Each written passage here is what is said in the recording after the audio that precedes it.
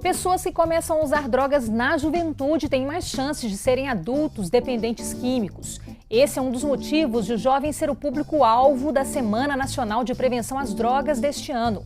Quais os impactos que o consumo de entorpecentes traz para esse grupo? O que faz o jovem estar mais vulnerável às drogas? O Panorama discute como o poder público, escola e família podem contribuir para evitar o uso de drogas na juventude. Nós conversamos com o psiquiatra Gustavo Coutinho de Faria e com a psicóloga Neliana Buzzi Figli. O Panorama está começando.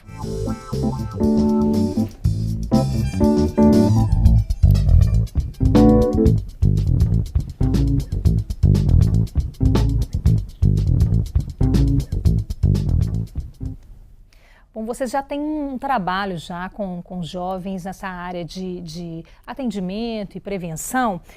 Eu queria começar perguntando por que o jovem é tão vulnerável. Podemos começar aqui, Neliana.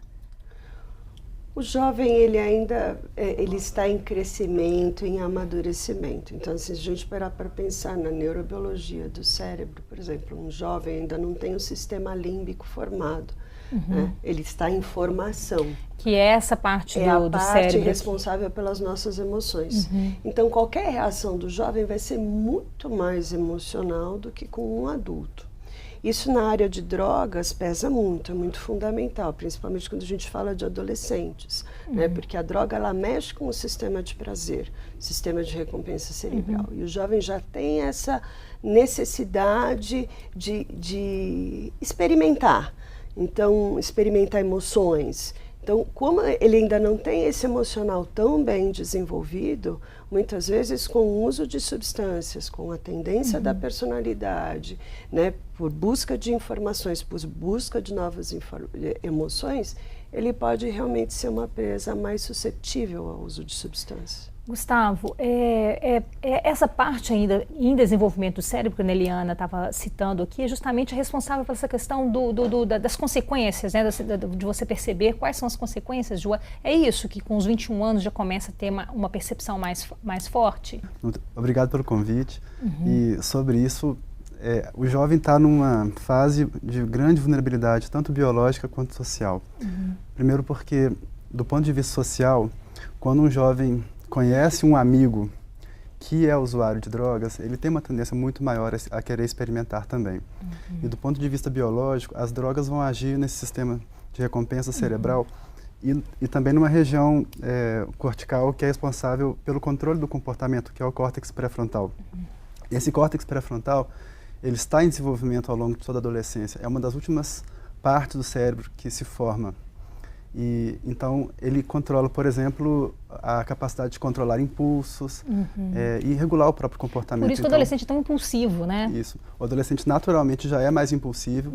Alguns adolescentes que têm predisposição, que são mais impulsivos, têm maior tendência a consumir drogas e se tornar dependentes. E a própria droga afeta esses circuitos cerebrais. Então, é uma via de mão dupla. E aí eu acho que é um dado importante para a gente pensar, né? Atualmente nós vivemos um mundo onde tudo é muito rápido, tudo é muito instantâneo. Eu estava falando dessa questão de controle inibitório. Se a gente parar para pensar socialmente, psicologicamente, hoje em dia as pessoas mal esperam uma resposta no WhatsApp. O adolescente já tem essa tendência a querer tudo para antes de ontem. Fora essa tendência natural do adolescente, a vida está muito assim. E a droga, ela vai realmente prejudicar o funcionamento do controle inibitório.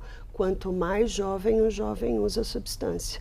Então, eu diria assim, fora a questão física, fora a questão psicológica, emocional, a gente também está vivendo um momento social que acaba sendo muito propenso. Esses meninos já nascem nesse contexto, né? Ô, Gustavo, vamos ver um pouquinho, para a gente continuar falando um pouquinho dessa relação, agora vamos voltando um pouquinho mais para o nosso país, né, para o Brasil. Vamos ver agora uns dados mais recentes sobre o consumo de drogas entre jovens da pesquisa do IBGE de 2015. Vamos ver os resultados do levantamento que foi feito com estudantes do ensino fundamental em escolas públicas e privadas de todo o Brasil, e eles têm idades que participaram da pesquisa entre 13 e 15 anos. Vamos ver. Em 2012, metade dos adolescentes entrevistados já havia consumido bebida alcoólica alguma vez na vida. No último levantamento, feito em 2015, a proporção aumentou para 55,5%. Já o consumo de cigarro diminuiu, de 19,6% para 18,4% no mesmo período. Com relação às drogas ilícitas, houve aumento, de 7,3% para 9%. 21,4% dos adolescentes já sofreram algum episódio de embriaguez na vida. E 7,3% se envolveram em brigas, tiveram problemas com família e amigos ou faltaram às aulas porque haviam ingerido bebida alcoólica. Entre os que experimentaram drogas ilícitas, quase a metade relatou o consumo de maconha e apenas 5,5% de crack. Uma proporção maior de meninos do que de meninas já experimentou drogas. E o consumo é mais comum entre os alunos de escolas públicas do que das escolas particulares. Nós percebemos aí que houve um aumento, né, principalmente do consumo de álcool. Você me dizia antes de começarmos, né, Gustavo, que o álcool é uma das drogas mais utilizadas? É a principal droga, a principal substância de abuso utilizada. Ao longo da vida, praticamente 3/4 da população já experimentou drogas. E se você pegar a população de jovens, por exemplo, entre jovens universitários, isso é quase 90%. Nós vemos ali a situação dos meninos das escolas públicas que estão mais vulneráveis pelas áreas mesmo né, de inserção social, que são mais vulneráveis socialmente e tudo mais, mas como é que você percebe, Neliana, independentemente disso, todos estão expostos ou há realmente áreas de risco que devem ser vistas de forma diferenciada? Na prevenção, nós falamos muito de fatores de risco e fatores de proteção que vão sempre coexistir em vários domínios. Um deles é a área escolar. A área escolar, a área individual, a familiar. Então, assim, quando a gente pensa na escola, a escola tem que ser um ambiente de aprendizado, de regras, onde o jovem possa se satisfazer, onde ele possa ter um bom desempenho escolar. Muitas vezes, quando esse jovem não consegue ter esse desempenho, ele vai buscar um brilhantismo por uma outra via. Infelizmente, muitas vezes essa via acaba sendo a droga. Claro que existem outras explicações também, como por exemplo, um jovem que tem algum distúrbio psiquiátrico, um déficit de atenção não diagnosticado, ansiedade, depressão, violência, bullying. Muitas vezes, jovens que são vítimas de bullying ou mesmo os agressores, os que fazem bullying, também tem um risco aumentado para o uso de substâncias.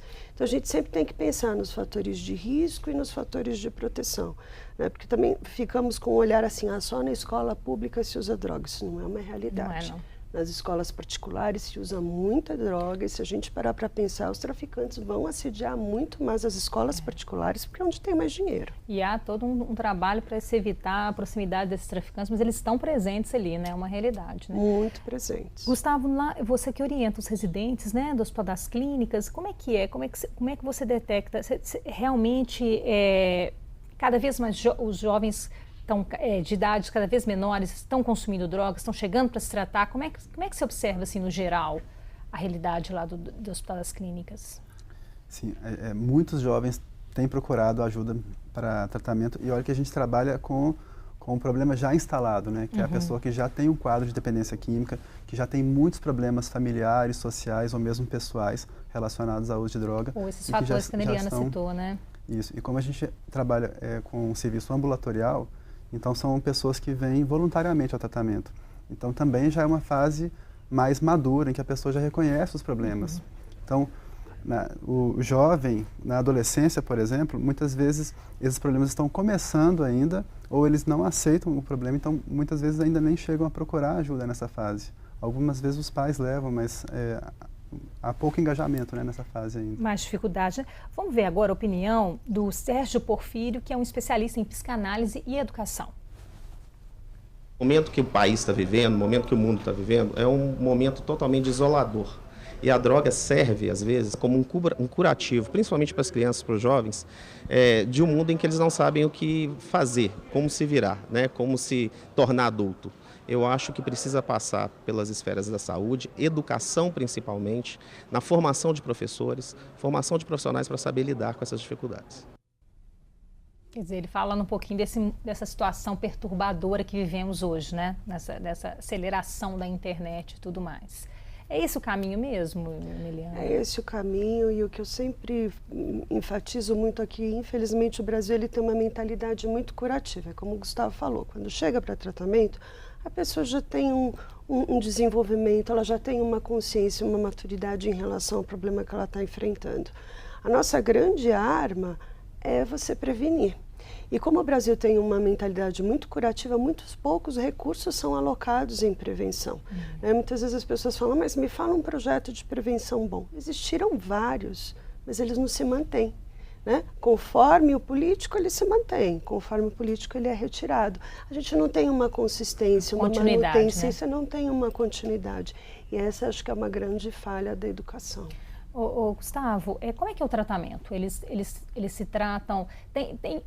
lá aparecem já os que já usam continuamente a droga, né? Não os usuários que são momentâneos, não, né? A maior parte são pessoas que têm história de dependência mesmo. Já são dependentes. Como é que é esse tratamento? São com remédios psiquiátricos? Como é que faz? Com apoio psicológico? Sim.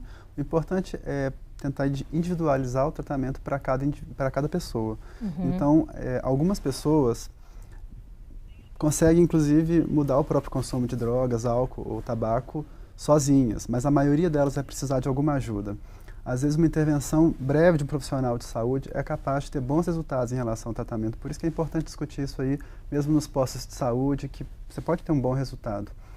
Além dessa atenção básica, é importante também que hajam os serviços especializados de dependência química, como a gente tem no Hospital das Clínicas, que lá trabalha ambulatorialmente, né, ou seja, com consultas. E outros níveis de atenção, como, por exemplo, os CERSANs e CAPS-AD, que são os CAPs especializados em drogas, que conseguem fazer uma atenção mais integral, que consegue, por exemplo, fazer com que o indivíduo permaneça ali durante a maior parte do dia, que se envolvem em atividades que vai ajudar ele a conseguir controlar o próprio impulso. E algumas pessoas vão precisar, inclusive, de internação.